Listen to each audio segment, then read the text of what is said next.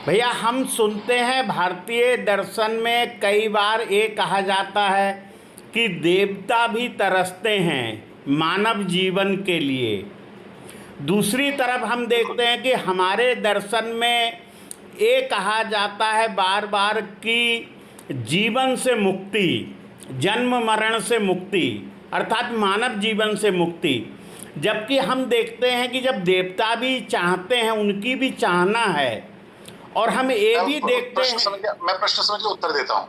देवता भी इसीलिए चाहते हैं कि पुनरपि जननम पुनरपि मरणम पुनरपि जननी जठरे शयनम, ये जो करोड़ों जन्मों की यात्रा है, मैं देवता बनूंगा, फिर कभी मनुष्य बनूंगा, कभी गधा घोड़ा बनूंगा, फिर कभी देवता बनूंगा, फिर कभी मनुष्य बनूंगा, तो इस चक्र से छूटना यही सर्वोत्तम आत्मा की सद्गति है।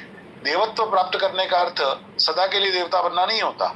एक आयु के लिए, एक काल के लिए वो देवत्व मिलता है, उसके बाद वापस मनुष्य बनना पड़ता है।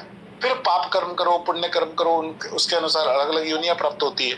तो बार बार यही करना और बार बार भटकते रहना और बार बार करोड़ों जन्मों से कभी अच्छी कभी बुरी योनि में जाते रहना, अल्टीमेट बात यह है कि हम इससे छूटकर इस चक्र से बाहर हो जाए। ये दुखालयम जो संसार है, इससे छूटकर उस सच्चिदानंद परम जो परमात्मा है, जो सच्चित आनंद का स्वरूप है, उसके स्वरूप में अपने को स्थिर करें और फिर हमको बार बार ये जन्म मरण ना लेना पड़े।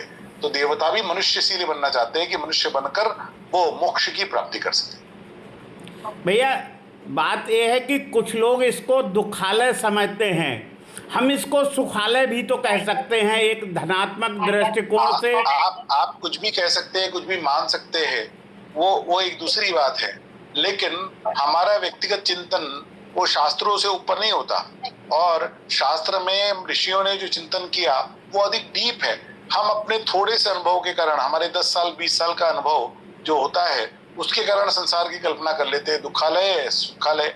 लेकिन मूलतः वो दुखालय है, क्योंकि जब भी आप कोई कर्म करते हैं तो उसका अंतर जो सुख के रूप में मिलता है वो छोटा सा मिलता है।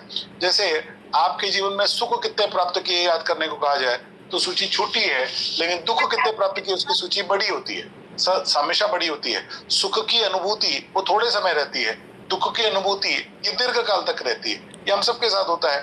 तो उसके कारण इस संसार में अल्टीमेटली तो दुख का अनुभव ज्यादा करना पड़ता है, सुख के बाद भी दुख का ही अनुभव करना पड़ता है, इसलिए इसको दुखालयम कहा गया। ठीक है, मैं पूरी तरह से सहमत हूँ, लेकिन योग में कहा जाता है कि सम स्थिति रखना, सुख और दुख में समान रहना। अगर व्यक्ति अपने धनात्मक कर्म को ज्यादा है, हमारा जो खाता है, रहना सीख गया तो मोक्ष का अधिकारी बन जाएगा ना, फिर तो क्या मुश्किल है।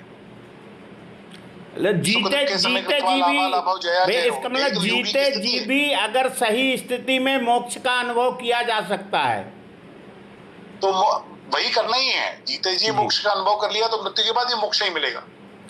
जी जी, जय श्री